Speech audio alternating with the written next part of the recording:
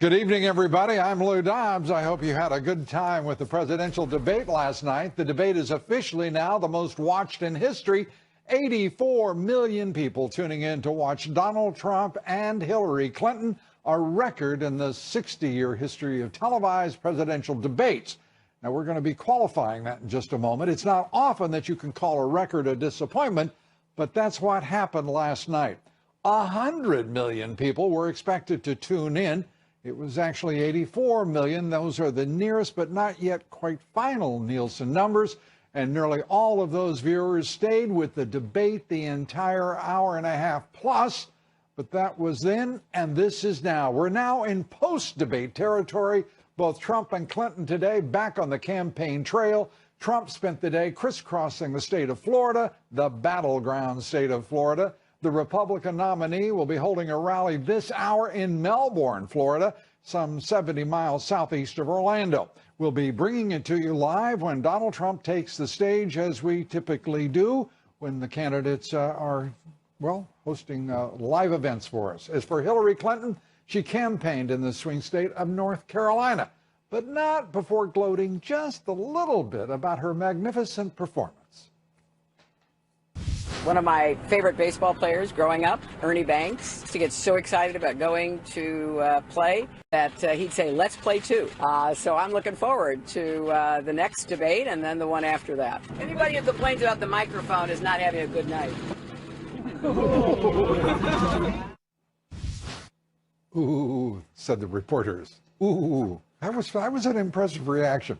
The clear loser in last night's debate was moderator Lester Holt of NBC.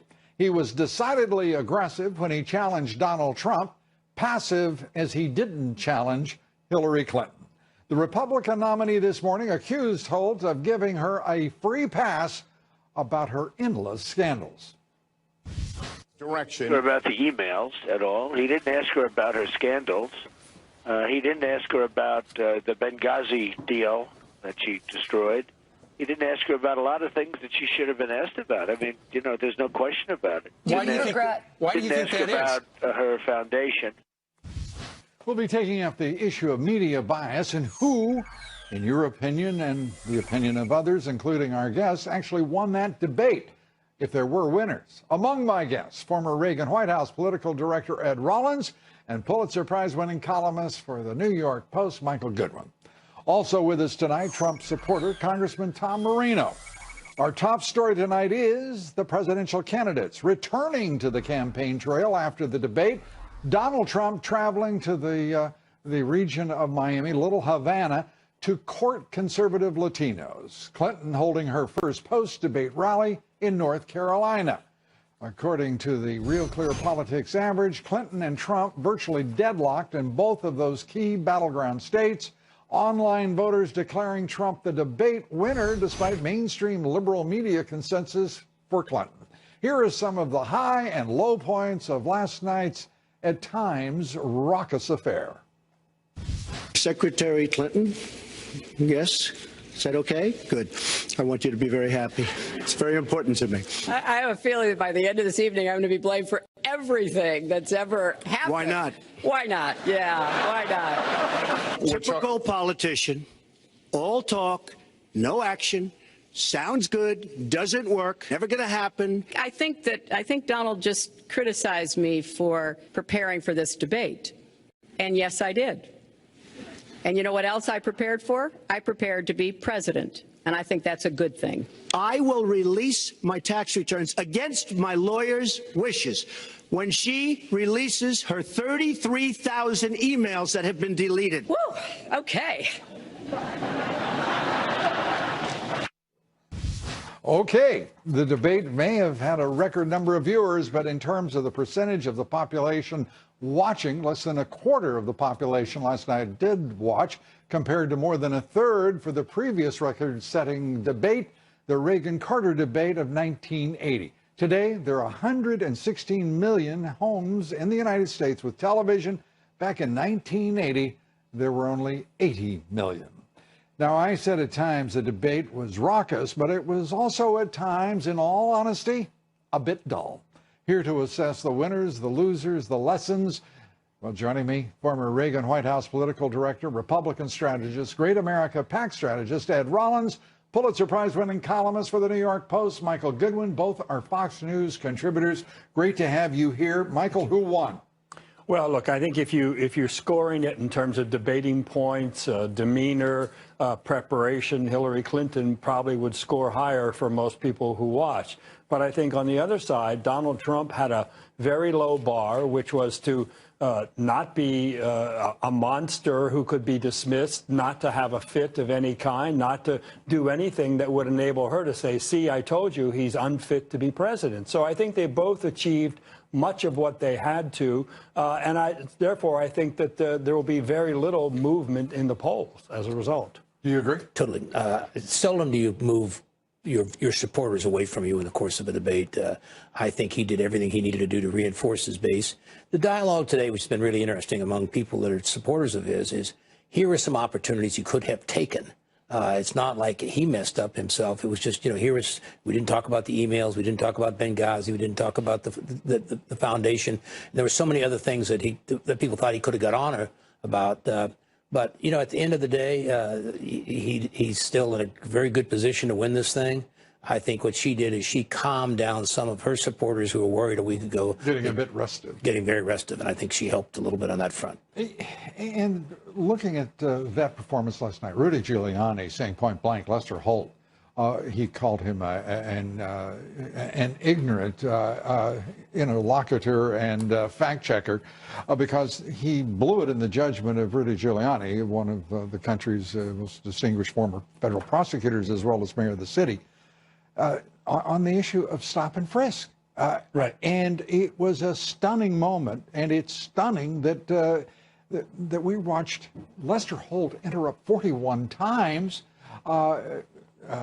Donald Trump and managed to sort of insert and very lightly touch a few words of Hillary Clinton some 6 times. I mean, that's just upside down. Yeah, I was yelling at the television when the stop and frisk issue came up because he clearly misstated the facts, Lester Holt. This is a big deal for everyone who doesn't. I mean, it is a practice, a police practice across the country. Upheld by the Supreme Court. Right, upheld by the Supreme Court.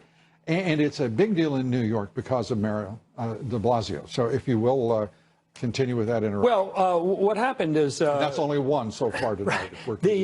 The case was taken to court by a federal judge who was clearly biased in favor. She was removed from the case by the appellate division. Anti-police. Yeah, she found that the way the city had used it, it involved something like 10 plaintiffs, 10 people who had been stopped, that there were some constitutional issues in some of those stops, and therefore she said there needed to be a federal monitor. But she was in no position to say the entire program or stop and frisk itself is unconstitutional. Right. She said the way the city was doing it in the case before her, and many people think, Rudy Giuliani, and I agree with him on this, the city could have prevailed had it appealed. The new mayor, Mayor de Blasio, who campaigned against stop and frisk, chose not to appeal and to accept the trial court judge's rulings and remedies, which were a very intrusive and expensive oversight. Giuliani went on to say, Ed, and whatever you want to say about stop and frisk, please do, but Giuliani went on to say that in his judgment, Trump shouldn't even participate in any debate in which there is a moderator who will do what Lester Holt did. Well, I would agree with that, except it's an audience of 81 million people, and obviously there are a lot of his people who watched the debate last night and were more than satisfied with it. And I would say the next one, it may not be 80 million.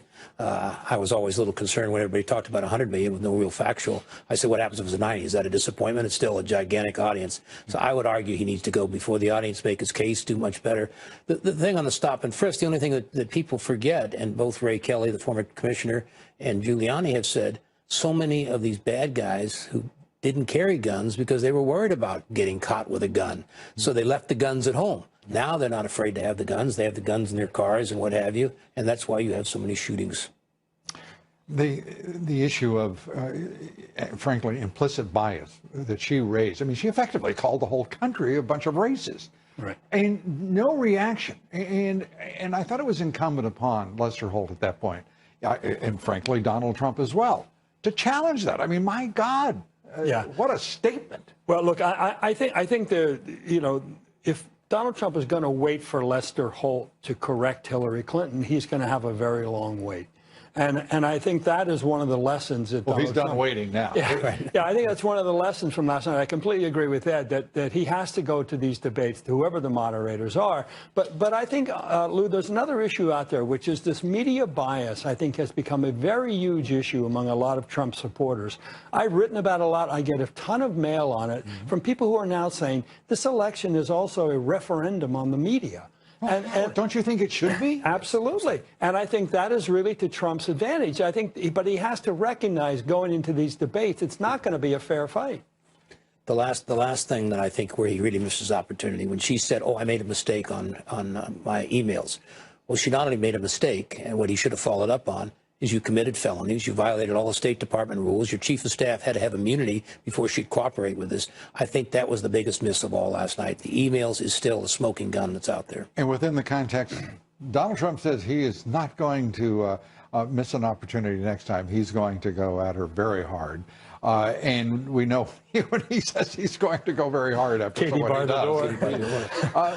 But the other thing is this election is certainly not going to be decided by a bunch of media elitists and folks who are part of the establishment, the national elites of both parties. This is going to be decided by the American people. It's a heck of an election, a heck of a campaign. Can't wait for the next debate. I frankly got to tell you, I can't wait from one day to the next for what all is happening in this election. It is great politics, and that means that the American people are getting a discussion and a debate about the issues that matter most to them. And in my judgment, largely because of one Donald J. Trump. Absolutely. Thank you. My pleasure. Michael, Thank you. As always. We could be in for another government shutdown, I'm sorry to say, this weekend. Senate Democrats today blocked a stopgap spending bill that is required to keep the federal government running. Republicans making concessions to get the measure passed, including Zika funding, more money for the Veterans Administration. But top Democrats, including Nancy Pelosi, Harry Reid, demanded even more spending. Democrats now want more than $200 million to play for the Flint water crisis. Republicans want to help Flint in separate legislation. So that is going on in the midst of everything else. Also on Capitol Hill, FBI Director James Comey told Senate lawmakers that he remains proud of his investigation of the Hillary Clinton email scandal. My goal in this case was to treat people, as it is in my entire career, fairly without regard to their rank in life. This case was done in that way, and the decision was made in that way. So I think to do otherwise would have been two-tiered. I'm very proud of the work we did. I know it generated a lot of controversy, but I'm very proud of the work we did. Did you notice he was looking down when he said he was very proud of the work that they did within his agency that reportedly now is consumed with considerable disappointment and low morale? We'll see how this moves forward. Fox News chief intelligence correspondent Catherine Herridge says that is a bold statement from the FBI director. It was just 3 weeks ago that Comey felt the need to issue an internal memo to FBI employees defending his decision not to prosecute Clinton. Herridge says the memo was issued because of the strength of internal dissent, the low morale after the agency chose not to recommend prosecution of Hillary Clinton. Well, I want to update you on where we are in this election, the poll numbers, where we are with the electoral vote projections by Real Clear Politics. But first, as you see, Donald Trump has arrived at his rally in Melbourne, Florida, at the hangar in Orlando, Melbourne International Airport. An estimated 5,000 people in the crowd. Let's listen in very quickly here. And it's going to be the kind of government that you've been looking for a long time. I want to bring you up to date, if I may, real quickly here. 42 days until the election. Real Clear Politics national polling average. Hillary Clinton only 2 points ahead of Trump, 44%. Trump also gaining on Clinton in electoral votes. The electoral vote margin for Clinton is now the narrowest of this campaign. Those electoral votes in her column, 188 compared to Trump's 165. The race right now with almost as many votes as she has in the toss-up column. She now has a 23-vote advantage. Imagine that. 185 electoral votes still up for grabs, toss-up as of right now. And joining us now, billionaire investor Wilbur Ross, chairman and CEO of W.L. Ross & Company, one of the world's leading private equity firms, also presidential trustee for the Trump Victory Committee, fresh off the debate trail, I guess, if we're going to have trails here. And we're going to go to Donald Trump here in just a moment to see where he's going with his initial words. What'd you think of it? I thought he did exactly what everybody hoped he would do, namely came across as a mature, solid citizen, not argumentative, not bombastic, and I think he did, particularly with the economic part, a very good job drawing the contrast between himself and Hillary Clinton. You know, one of my very favorite moments was when he said to Hillary Clinton, "Is that okay?" To call you Miss Secretary. And because I want you to be very happy. That's very important to me. Let's see how happy he is right now. Just about as good a picture as there ever was, that age. So we send our deepest condolences to his wife and family during this very painful time. Our country also lost one of our truly great American icons, the King, Arnold Palmer.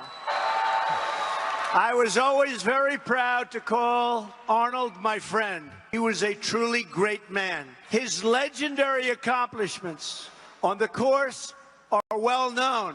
His fearless style of play, his love of the fans, and his working-class charm made him an icon to legions of Americans. His accomplishment off the field was probably even greater, including his charity work and all of the thousands of lives that he's made better. Arnie was a symbol for America, and he will be sorely missed. Donald Trump talking about Arnold Palmer, the legendary golfer, the icon, who I was privileged to know, thanks to Wayne Huizenga, and a terrific man. Arnold Palmer died at the age of 87 in the state of Florida. The nation, the world will miss him dearly. Jose Fernandez, a 24-year-old, I mean, amazing star pitcher for the Marlins, dying in that terrible boat crash down there.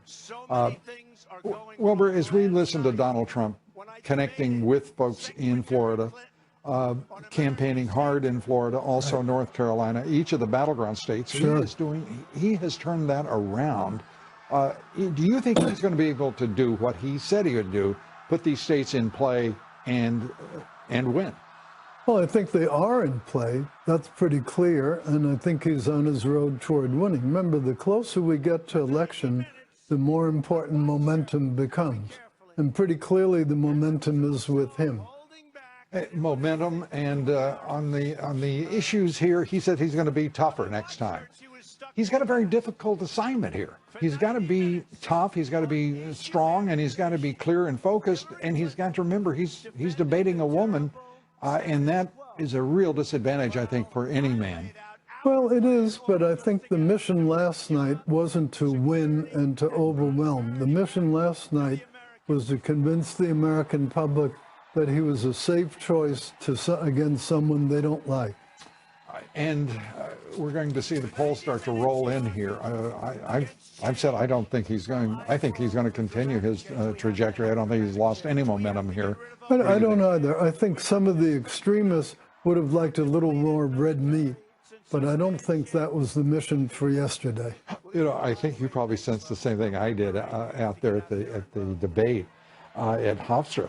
I mean, the crowds wanted, total victory tonight. Right. They were, red meat is a nice way to put it. I mean, they meant this thing to be a cage match. They didn't quite get that. But no, and I don't think it was what he wanted to do, and I don't think it's what he should have done. I think he'll be more aggressive next time, though. Wilbur Ross, always great to have you with us. Good to see you. Thank you, Lou. Thanks so much. Be sure to vote in our poll tonight. Did last night's debate change your mind on which candidate you will vote for on November 8th? Cast your vote on Twitter at Lou Dobbs. Follow me on Twitter at Lou Dobbs, like me on Facebook, and follow me on Instagram at Lou Dobbs Tonight. Some great pictures there. Great pictures of a beautiful woman. Amazing. Everything found at loudobbs.com. Yes, I am talking about my wife. A few thoughts now on the first debate of the general election. Hillary Clinton last night referencing fact-checking 3 times during the debate, even calling on fact-checkers of the universe to, quote, get to work. And moderator Lester Holt swung into action and boosted the Democratic nominee by challenging Trump on his answers 6 times while Mrs. Clinton went unchecked altogether. I'll let you respond. That's important, but I just want to get the answer here. The birth certificate was produced in 2011. You continued to tell the story and question the president's legitimacy in 2012, 13, 14, 15, as recently as January. So the question is, what changed your mind? The IRS says an audit of your taxes, you're perfectly free to release your taxes during an audit. And so the question, does the public's right to know outweigh your personal? Well, I told you, I will release them as soon as the audit. Yet the Democratic nominee, well, Lester Holt gave her a pass. Mrs. Clinton wasn't pressed on her various scandals. She wasn't pressed on any of the issues, whether the Clinton Foundation, the pay-to-play allegations, Benghazi, her handling of classified information, her email scandal. This is how Mrs. Clinton was pressed on her use of a private email server. He also raised the issue of your emails. Do you want to respond to that? I do. You know, I made a mistake using a private email. That's for sure. And if I had to do it over again, I would obviously do it differently.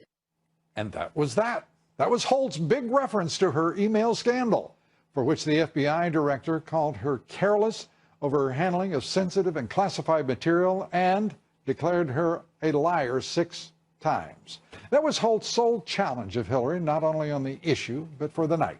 In summation, no doubt Lester Holt was decidedly anti-Trump, in the tank for Clinton and holding her hand through the evening. Holt failed to question Hillary about her scandals and then failed to follow up on her answers. Holt gave Clinton an easy pass. The mainstream liberal media has shown its bias throughout this election in dimensions that were unimaginable. It is incredible where we are now with the absolutely aggressive bias of the liberal national media.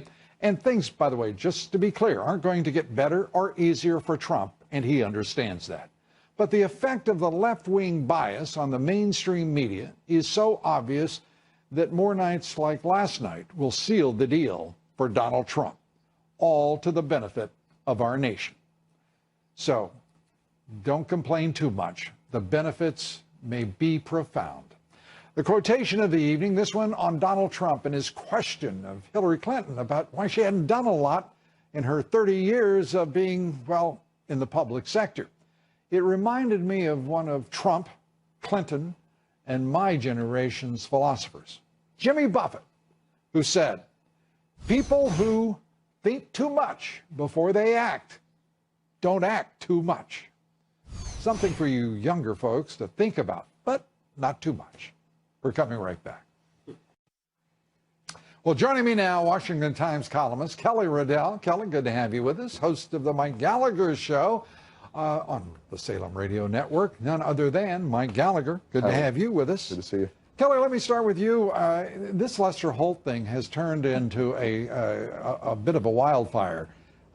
Your judgment of his balance or bias?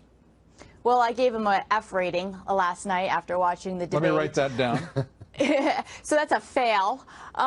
Just in the fact that, you know, I knew that he was going to be tough on Donald Trump. I think we all expected that. But to not counter and do some tough questions on Hillary Clinton is just inexplicable. And then trying to fact check Donald Trump on the spots. The fact that she did 6 follow-up questions with him, none with Hillary Clinton. He interrupted Donald Trump 30 times. He only interrupted Hillary Clinton 19 times. So, I mean, I think that I was a bit naive going into it, thinking that, oh, maybe Lester Holt might be fair tonight, and just was very much disappointed by the way that he ran that. Not only that, there was not supposed to be any laughter or applause during that entire debate, and there was for Hillary Clinton. So he allowed that to happen as well. And Lou, I have to say I had the same little level of naivete. We get that the mainstream media is in the tank for Hillary. It's so transparent now. They're not even pretending anymore. And for the CEO of NBC Universal, Steve Burke, to come out today and praise Lester Holt. Listen, Matt Lauer learned his lesson. You don't dare challenge Mrs. Clinton on TV. You make sure you push her across the finish line, and Lester Holt did what he was expected to do. And perhaps even ordered to do by management, because Comcast is now pretty well definitively established as a left-wing organization across all of its properties that are vast. But at the same time, Lester Holt, I think, was actually intimidated by Hillary Clinton as well. The Clinton campaign, it seemed to me, Kelly, prepared the battlefield. They conditioned for what was to be a moment of combat by sending in the heavy artillery, saying, we want fact-checking, we want this, we want that. The implicit order was for everyone to challenge Donald Trump and the national liberal media. They didn't mean to fact-check her at all. Well, yes. I mean, and they've also put forward this narrative of this false equivalency, that you can't grade Hillary Clinton and Donald Trump on the same coin because Donald Trump's so crazy, he's such a lunatic, that he doesn't even deserve to be compared with her. I mean, this is what the liberal media is out there promoting. But every time it's repeated, Kelly, it's reinforcing. And even to repeat their nonsense and their venom, I think is probably the wrong approach. And yet, Lou, an online poll after online poll showed that people thought Trump won. Oh, wow. You mean the one vehicle where people got to vote? It's a metaphor for the election. It really is. You can't, it's going to be very difficult to stop his momentum. He didn't do anything to disrupt his momentum last night. And, you know, I don't think he won debates 2 or 3. And I think I think you're exactly right, Mike. This sets things up great for him going into the second debate. He can now hit her on all of those items. He knows now that he's not going to, the moderator isn't going to ask the tough questions, that Trump has actually got to jump in and take on the Clinton Foundation, take on her emails, take on Benghazi, take on the pay-for-play that happens, you know, and Kelly, here I go being naive again, but I'll bet you Anderson Cooper will be tougher than Lester Holt was. But that just may be my naivete, Lou. I don't know. Yeah. Well, Martha Raddatz has shown, you know, considerable venom when it comes to Mike Pence as well. So I think the stage is set for a contest, and Donald Trump has now got permission, I believe, from voters to do what he must. I may be wrong about that. The judgments of his team will, of course, decide it all, I guess. But this is just ridiculous, what we witnessed, and it was historical. I have never seen bias in my entire career as flagrant as that. Kelly Riddell, Mike Gallagher, great to have you both with us. Thanks, Lou. Thanks so much. Thanks, Lou. Wells Fargo, in the midst of a scandal over sales practices, 5,200 of its employees fired, announcing its CEO will forfeit tens of millions of dollars in bonuses and stock awards. CEO John Stump will return $41 million in stock awards, other executives as well to do so, including executives who have been separated from the company. Joining me now, Congressman Tom Marino, a member of the House Homeland Security, Judiciary, and Foreign Affairs Committees, also one of the first to endorse Trump on Capitol Hill. Congressman, good to have you with us. Pleasure. Let's start with the big issue here, and apparently the big loser, and that's Lester Holt, the moderator of the debate. Your reaction to it? I expected that. I was a little disappointed because I thought he may change his position given the fact that it was a different forum. But you hit the nail on the head. You were very astute. Every time a moderator does that, Donald Trump picks up tens of thousands of votes. And we're also dealing with the reality that I never thought we'd see. People are actually saying Donald Trump should be hitting harder, that he was too constrained. Did you ever imagine we'd be hearing such words about Donald Trump? No, but that's why he is where he's at today. And the majority of voters out there like what Donald has to say. He says what's on his mind. He doesn't worry about being politically correct. And, you know, as I said to you before, how's it been going the last 30 years with governors and senators and career politicians being president? Not so well. Yeah, and by the way, he has just announced that since last night, He has raised his campaign has raised $18 million. So there was a certain reflex there on the part of his supporters. We also know on Capitol Hill that another issue is brewing, and that is the potential shutdown of the government again over a stopgap funding bill that has been, it's in the air now. Where do we stand, and what do you expect? Well, I expect something will be passed. We've been working hard in the House. As usual, things are jammed up in the Senate because Harry Reid doesn't want to cooperate and negotiate, and he wants to keep those senators in there as long as possible. So many Republicans are up for election this year, and he doesn't want them to get out there and campaign. So Paul Ryan has complimented Donald Trump on his performance. Yes. Is this the Republican Party coming together, including, of all people, Paul Ryan, who's been beyond passive aggressive? Well, whether it does or not, I'm glad to see that. I was with Paul when he made that statement this morning. I'm glad to see most everyone getting on board. But you know something? We don't need. The voters don't care about the establishment, and they're doing just fine without the establishment here in D.C. Yeah, this issue of the establishment versus the middle class, working men and women and their families, the Republican Party going this direction, I think has caught certainly the Democrats by surprise, and the appreciation of the American people.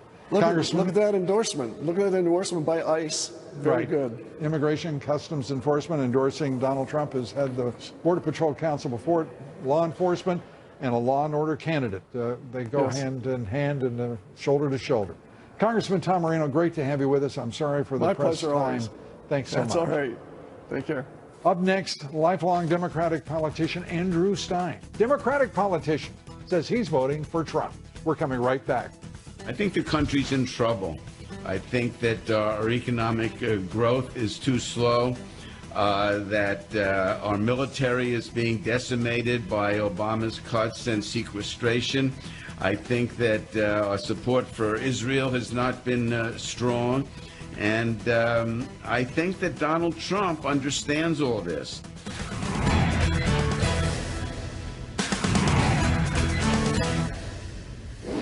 My next guest is a lifelong Democrat, Andrew Stein. He says he's most assuredly voting for Donald Trump. In his recent Wall Street Journal op-ed, Stein blasts the Democratic Party. He said, I believe, quote, I believe my party has become the party of the elites and moneyed class, end quote. Great to see you.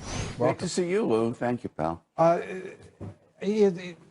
In New York, this is not this is not news that the Democrats are moneyed and elitist. Why does this weigh on you now? Well, look, Donald, the economy is so bad, grown at 1.5%. Donald is pro-growth. He's for cutting marginal and corporate tax rates. He's for building up our military, which has been decimated by Obama's sequestration. And you have to be crazy to allow tens and tens of thousands of immigrants that we can't vet into the United States. I mean, I have two boys, and I'm worried about them, you know, in this kind of atmosphere. It is amazing, isn't it, to see last night's debate in which all of the issues you're talking about, they did not arise. They weren't questioned by the moderator, Lester Holt. Well, Lester Holt was very biased. I mean, in reality, he asked Donald like 6 tough questions, and he asked Hillary nothing about the Clinton Foundation, nothing about her server. So it wasn't fair.